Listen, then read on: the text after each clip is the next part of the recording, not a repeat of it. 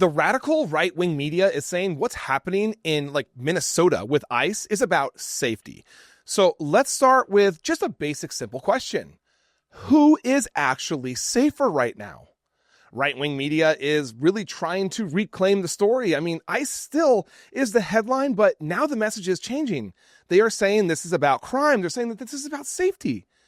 I mean, the narrative is that protests against ICE are protecting criminals, that people speaking out are somehow making communities less safe. Okay, that narrative collapsed immediately once you look at what ICE is actually doing. So here's what's actually happening on the ground. In Wilmar, ICE agents went into a local restaurant for lunch. And guys, they ate their lunch. Okay? They just went in for lunch. No warrants. A clear agenda. But ate lunch.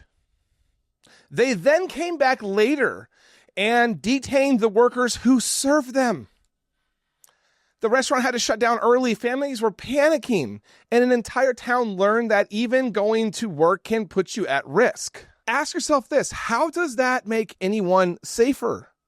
I mean, in Minneapolis, the concern isn't coming from activists alone. The city's police chief has warned that ongoing ICE operations could reach a moment where, and I'm going to quote this, it all explodes. That's not political rhetoric, guys. That's a public safety warning from the police chief of Minneapolis. So when law enforcement says things are getting more dangerous, we should pay attention. Now, here's where the administration story really starts to basically just fall apart. They keep saying ICE is only targeting violent criminals, but Americans don't believe that at all anymore. Even new polling shows that 56% of Americans believe ICE is targeting people who are not violent criminals.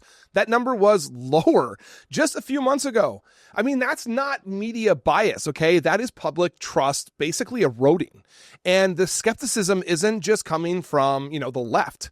Even some MAGA voices are angry about transparency, especially after promises of full disclosure on the Epstein's files turned into basically this slow, non-existent release. And, all we have is limited information. So if people feel misled, I mean, why would they blindly trust claims about ICE? Let's connect this to policy, because this is where the harm becomes real. ICE raids cost money. My God, they cost a lot of money. And as, Representative Alexandria Ocasio-Cortez pointed out, cuts to healthcare and social services are helping pay for this enforcement surge. What? Right? It's not like they weren't already given the largest budget with that big, beautiful bill that they actually passed. So when people lose care but see, more ICE, in their neighborhoods, that's not an accident. These are choices. This expansion is happening under Trump while MAGA media tries to sell it as a safety success story. But look at the reality. Workers are afraid to show up. Small businesses are closing early. Cities are on edge. Police are warning the public of escalations. And most Americans now believe the wrong people are being targeted. That does not look like safety. That looks like instability. So when you hear law and order, pause for a second. Ask yourself, who feels safer and who is being put at risk? Because if safety means fear, disruption, and, communities on edge, then yeah, guess what? ICE and MAGA are absolutely delivering that.